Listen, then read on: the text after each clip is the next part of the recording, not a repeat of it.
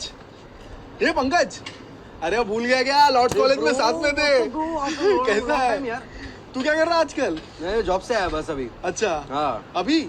हाँ, एक्चुअली मैं call centre में काम करता हूँ ना। अच्छा, यूएस अच्छा। प्रोसेस में। अच्छा अच्छा। अभी तू पंकज बोला ना, मैं समझा नहीं क्या, क्योंकि उधर फ्लोर पे नाम मेरा क्रिस है। क्या करता है उधर? उधर वो ये रिकवरी है रे ब्रो। वो लोग, वो यूएस वाले लोग क्या क्रेडिट कार्ड लेते इतना सारा, अच्छा, पैसा देते नहीं, हम लोग फोन करके टारगेट पूरा करने का रहता है, जितना रिकवर कर सकते उतना करते। अरे तू एमबीए मार्केटिंग वगैरह कुछ करने वाला, तो ये लाइन में कहाँ चले गया? अरे यार अभी तभी वो घर का परिस्थिति वैसा था नहीं, अच्छा तो दो दोस्त बोला कि जॉब कर ले, जॉब कॉल सेंटर में मिल गया और अच्छा पैसा दे रहे थे तभी। अच्छा। और फिर बाद में पैसे का आदत लग गया रे। फिर मैं अगले साल में एवेंजर बाइक भी ले लिया था मैंने। अच्छा। उसका ईएमआई वगैरह, तो सब एमबीए सब साइड में रह गया, पैशन वेशन सब। तो अभी क्या, वैसे भी कौन वो काम कर रहा है जो उसको पसंद है, सब ऐसी ही है। That's life bro, that's life.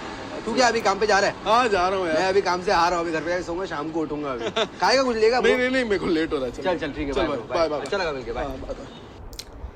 सो जहाँ तक मुझे लगता है कि ये ऑफ कोर्स एक रियल लाइफ सिचुएशन है, ये स्किट है, मुझे लगता है ये स्किट है, लेकिन यहाँ पर जो सिचुएशन है, ये सिचुएशन हज़ारों लोगों की है आज के टाइम पे। वो लोग कहीं ना कहीं अपनी फैमिली सिचुएशन से, फाइनेंशियल प्रेशर की वजह से अपने ड्रीम्स को बैक सीट पर रख देते हैं और अपने ड्रीम को परस्यू नहीं कर पाते हैं, उनको टाइम नहीं मिल पाता है, बट या फिर वो सिचुएशंस नहीं होती हैं। So I am not really going to comment on these people, क्योंकि मुझे लग रहा है कि ये स्किट है, ये स्केच है। मैं कमेंट करूँगा यहाँ पर जो सिचुएशन है, ये सिचुएशन जो कि आज के टाइम पे इतनी ज़्यादा एविडेंट हो गई है कि हमने इस चीज़ को कहीं ना कहीं एक्सेप्ट कर लिया है कि यही लाइफ है, यही ज़िंदगी है और इसके बियॉन्ड कुछ भी नहीं है। हाँ, काम चल रहा है, सैलरी आ रही है, ठीक है, बट कौन वो काम कर रहा है जो उसको पसंद है, right? And it seems like a myth, it seems like a distant dream के कोई और होंगे या फिर कोई चुनिंदा या कोई लकी लोग ही होंगे जो कि ऐसे काम कर रहे होंगे, which is true, because when you look at the general statistics, बहुत सारे लोग जो हैं वो अपनी जॉब से फुलफिल नहीं हैं। हम लोग स्टक क्यों रहते हैं एक जगह पर? सबसे पहले इसके बारे में बात करते हैं। हम लोग एक जगह पर इसीलिए स्टक रहते हैं क्योंकि कहीं ना कहीं कोई एक फाइनेंशियल प्रेशर होता है। हमें पता होता है कि हमें पैसे अर्न करके देने हैं और अगर वो पैसे नहीं आएंगे then we will not be able to pay the bills. So that is the evident reason.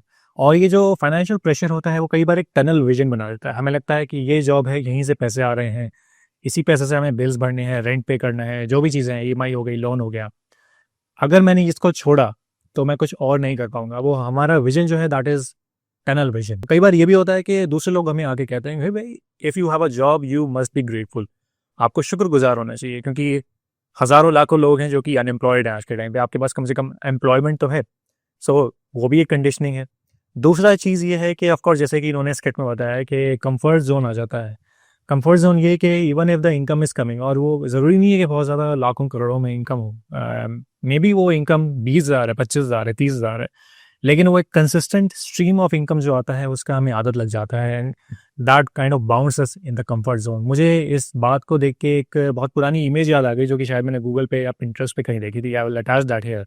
इसमें यह है कि your salary is a bribe they give you to forget your dreams. ये काफ़ी पहले मुझे बहुत ही क्लीशे लगता था जब मैं स्टूडेंट था। मैं कहता था कि यार ये कैसा क्लीशे सा कोट है, but now I realise that a lot of people are going through this. और कई बार ये भी होता है कि हम क्योंकि बाइनरीज में सोचते हैं, हम सोचते हैं कि अगर जॉब छूट गई और अगर हमें बिजनेस स्टार्ट करना है तो जॉब छोड़ के बिजनेस स्टार्ट होगा and then we would have to start from scratch. या फिर हमें अगर ट्रांजिशन करना है एक इंडस्ट्री से दूसरी इंडस्ट्री में, तो एक इंडस्ट्री का जितना भी एक्सपीरियंस हमने गेन किया है और अगर हम स्विच करते हैं तो वो सारा एक्सपीरियंस जीरो हो जाएगा and we fear going back to that zero because हमें हो सकता है कई साल लग गए हों, संक कॉस्ट फैलेसी हो सकता है, कई साल हमने स्पेंड किए हों अपनी जॉब में मेहनत करते हुए, अपस्किल करते हुए, प्रमोशंस लेते हुए। You are not feeling like it. आपको लगता है कि अगर मैं ट्रांजिशन कर भी लेता हूँ तो ये सारी स्किल्स जो है वो वेस्ट हो जाएंगी। यहाँ पर इन्होंने ये भी बताया कि इनके दोस्त ने बताया था कि भाई कॉल सेंटर में काम कर ले। कई बार हम लोग, मैंने नोटिस किया है, I think may be this is India centric या फिर ये बाहर भी ऐसा है, मैंने ये नोटिस किया है कि यूजुअली हम लोग प्रेफर करते हैं एडवाइस लेना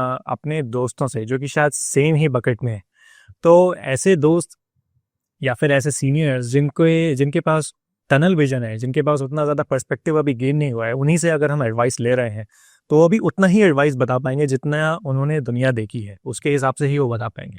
कई बार उनके एडवाइसेस भी बायस्ड होंगे क्योंकि they must have face certain experiences जिसकी वजह से उन्होंने सर्टेन परसेप्शंस उनकी बन गए होंगे, फॉर्म हो गए होंगे। तो कई बार ये जो एडवाइस हमें पता होते हैं या फिर हमें एडवाइस दे रहे होते हैं, they must be well intention. ऐसा नहीं है कि वो जानबूझ के आपको गलत एडवाइस या सजेशन दे रहे हैं। but we have to be very careful about the advice or the suggestion that we are receiving. And then of course there is learned helplessness. हम कहीं ना कहीं ये एक्सेप्ट कर लेते हैं कि हाँ यही लाइफ होती है, इसी तरीके से जिया जाता है और यही है जैसा भी है। सारे लोग तो ऐसे ही हैं, सब सारे लोग कोई पैशन फॉलो थोड़ी कर रहे हैं। वैसे तो पैशन फॉलो करना इस काइंड ऑफ अ क्लीशे जिस पे बाद में कभी बात करेंगे, लेकिन कहीं ना कहीं हम एक्सेप्ट कर लेते हैं कि कोई भी इंसान वो काम अपना नहीं कर रहा है जो कि उसको बहुत ज़्यादा पसंद है। They are just grinding, they are just going through the days. And then of course there is fear of uncertainty. कई बार हमें लगता है कि यहाँ पर हमें प्रेडिक्टेबिलिटी है, हमें पता है कि यहाँ पर 10वीं तारीख को 12वीं तारीख को एक सैलरी आ जाएगी, हमें पता है कि 9 to 5 की जॉब है, प्रेडिक्टेबिलिटी है। भले ही मिजरेबल फील कर रहे हो लेकिन हमें पता है कि हाँ यार बॉस जो है, मैनेजर जो है वो यही तरीके के काम देगा, यही चीज़ें हमसे एक्सपेक्टेड हैं और यही चीज़ें हमें करनी है। तो वो नॉन मिजरी जो है वो कई बार ज़्यादा फेवरेबल हमें दिखती है एज कम्पेयर टू अननोन या फिर एक अनसर्टेनिटी। बिकॉज एक अनसर्टेनिटी में जाना is like walking into a jungle which is very dark at night. तो उस अननोन पॉसिबिलिटी को चेस करने की बजाय हम कहते हैं कि ये नॉन मिजरी जो है, ये जो मिजरेबल कंडीशन है, ये ठीक है, मतलब सह लेंगे थोड़ा, बेसिकली वो वाली बात आ जाती है। तो इससे मुझे अपनी पर्सनल स्टोरी भी याद आती है, क्योंकि करीब 3 साल पहले, करीब 3 या 3.5 साल पहले मैं भी ऐसी जॉब में स्टक था जहाँ पर मैं फुलफिल्ड महसूस नहीं कर रहा था। The pay scale was not as good और मैं चाहता था कि वहाँ से निकलूँ, बट कहीं ना कहीं ये था कि यार चलो सैलरी तो आ जाती है, कुछ काम तो बन ही जाता है ना यहाँ से। लेकिन मेरे पेरेंट्स ने इंटरवीन किया, मेरे एक सीनियर मुझे मिली एक कॉन्फ्रेंस में जिन्होंने इंटरवीन किया, मेरे कॉलीग्स ने मुझे बोला कि you have the potential to earn much more and if you want to feel fulfilled, if you want to do the things that interest you, then you should transition, आपको transition करना पड़ेगा। And finally courage muster up करने के बाद मैं दूसरे organisation में आता हूँ और वहाँ पे मैं ज़्यादा अपने आप को फुलफिल्ड महसूस करता हूँ। उस दूसरे ऑर्गेनाइजेशन में मुझे नोटिस किया जाता है, रिकॉग्नाइज किया जाता है, पे स्केल भी बहुत अच्छा था।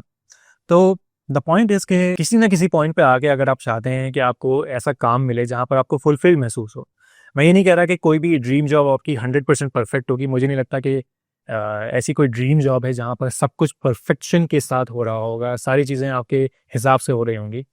मुझे लगता है कि अगर हम अपने ड्रीम जॉब का 80% भी हासिल कर पाएँ, वो फुलफिलमेंट हासिल कर पाएँ, then that is a great target to achieve. लेकिन हम लोग उस लेवल तक पहुंचने की सोचते भी नहीं हैं। हम सोचते हैं कि ये बस चुनिंदा लोग होते होंगे जो कि वहां तक पहुंचते होंगे, वो लकी होते होंगे, उनके नेटवर्क होते होंगे, उनके कनेक्शंस होते होंगे। It's might be true in a lot of cases, but then we are operating from a mindset of external locus of control. हम सोच रहे हैं कि ये सारी चीज़ें बियॉन्ड आर कंट्रोल हैं। अगेन इस चीज़ के बारे में मैंने पहले ही बात किया था, internal locus of control and external locus of control. So let us talk about the practical steps. हम किस तरीके से अपनी जिंदगी की बागडोर वापस अपने हाथ में ले सकते हैं। How do we take back control? सबसे पहले तो ऑफ कोर्स एक माइंडसेट शिफ्ट की जरूरत है। We need to focus on the internal locus rather than external locus. Again यहाँ पर इन चीज़ों की बात की जा रही है कि हम लोग ऐसी चीज़ों पे फोकस करें जो कि हम लोग कंट्रोल कर सकते हैं। मैं किस टाइम सुबह उठ रहा हूँ, किस टाइम सो रहा हूँ, क्या चीज़ें मैं खा रहा हूँ, क्या चीज़ें मैं पढ़ रहा हूँ, क्या चीज़ें मैं क्रिएट कर रहा हूँ, ये मेरे हाथ में है। एज अपोज टू मैं सोचूं कि बाहर कैसा वेदर है, बड़ी गर्मी पड़ रही है, बाहर बारिश पड़ रही है, बाहर ट्रैफिक जैम हो रहा है, so on and so forth. That is beyond my control. I cannot influence that. So I'm not going to worry about that. I'm going to worry about what I can control in the moment. What is it that you can control? कोशिश यही रहनी चाहिए कि हम उन चीज़ों पे focus करें जो कि हम कंट्रोल कर सकते हैं, जो कि हम इन्फ्लुएंस कर सकते हैं। So you have to take back control. You have to create your circumstances. You have to design the opportunities that you want to see in your life. बीच में YouTube पर एक ट्रेंड आया था, quit your 9 to 5 and follow your passion. मैं उसका बहुत बड़ा advocate नहीं हूँ। मुझे नहीं लगता कि आपको अपनी जॉब छोड़ देनी चाहिए और अपना पैशन फॉलो करना चाहिए। I think that is very impractical. लेकिन क्या हो कि अगर आप एक हाइब्रिड अप्रोच फॉलो करें, फॉर एग्जांपल अगर आप दिन के 8 घंटे 9 घंटे की जॉब में हैं, क्या आप अपने दिन में से 30 मिनट्स निकाल सकते हैं जहाँ पर आप अपनी स्किल को इम्प्रूव कर रहे हो, या फिर आप कुछ बिल्ड कर रहे हो, कुछ क्रिएट कर रहे हो, कुछ डिज़ाइन कर रहे हो अपॉर्चुनिटीज़ अपने लिए?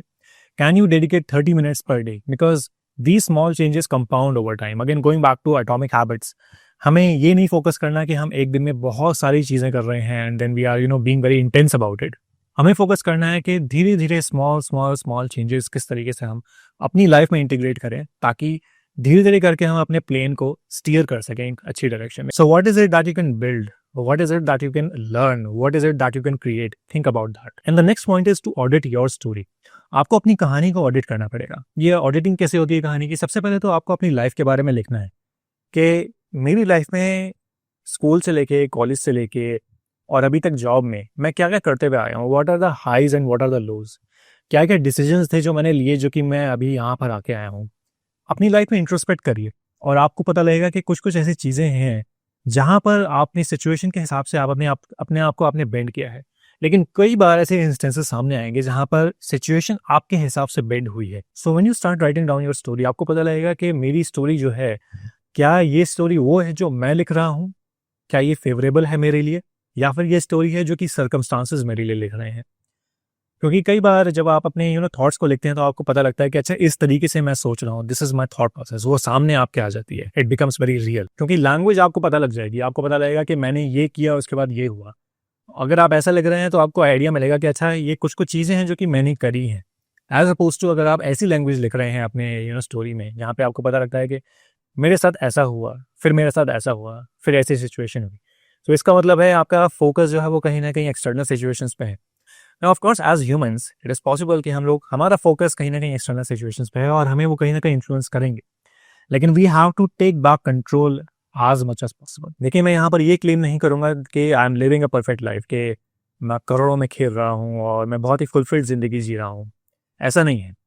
लेकिन मेरी कोशिश ये रहती है हर दिन कि मैं अपनी स्टोरी को इस तरीके से डिज़ाइन कर सकूँ, इस तरीके से अपने करियर को डिज़ाइन कर सकूँ कि मैं इवेंचुअली एक ऐसे पाथ पर आ सकूँ जहाँ पर मेरे पास बहुत सारी अपॉर्चुनिटीज़ हैं, जहाँ पर मेरे पास इतनी अपॉर्चुनिटीज़ हैं कि मैं दूसरे लोगों के साथ भी शेयर कर सकूँ। क्योंकि मुझे लगता है कि हमें इस धरती पे भेजा गया है because we have to fulfil a purpose. अब वो पर्पस क्या है वो मैं आपको नहीं बता सकता। We have to find that by ourselves, we have to explore that. It is going to be a journey, it is going to be hard, but it is going to be worth it. Now it is possible कि इस video को देखने के बाद आप uplifted feel कर रहे हो, आप फील कर रहे हो कि यार मुझे अपनी ज़िंदगी की बागडोर अपने हाथ में लेनी है और मैं अब कुछ ना कुछ करके रहूँगा। लेकिन पहले मैं एक प्लान बना लेता हूँ, पहले मैं एक स्ट्रैटेजी बना लेता हूँ। उस स्ट्रैटेजी में मैं लिखूंगा कि पहले दिन में क्या करूँगा, पहले महीने में मैं क्या करूँगा, फिर इवेंचुअली मैं 5 साल में 10 साल में क्या करूँगा। पहले मैं बुक्स पढ़ लेता हूँ, पहले मैं यूट्यूब वीडियोज़ देख लेता हूँ कि इसको मुझे किस तरीके से आगे एग्जीक्यूट करना है। Gathering information is great, but I think a lot of us just have the understanding to take the next step. We're not thinking about taking the 10th step, we are thinking about taking the first step. लेकिन फिर भी अगर आप मेरी तरह over thinking करते हैं तो मैंने कुछ ऐसे फ्रेमवर्क्स फॉलो किए हैं जिसके ज़रिए मैं अपनी ओवर थिंकिंग को मिनिमाइज कर पाया हूँ। उन फ्रेमवर्क्स के बारे में, उन प्रूवन फ्रेमवर्क्स के बारे में मैंने बात करी है इस वीडियो में, जो भी यहाँ पर मैं लिंक कर दूंगा, उसको जाके आप चेकआउट कर सकते हैं। अगर आप इस वीडियो के लास्ट तक पहुँच गए हैं तो मुझे नीचे कॉमेंट्स में लिखें ड्रीम्स, और आपसे मैं मिलता हूँ अगली बार।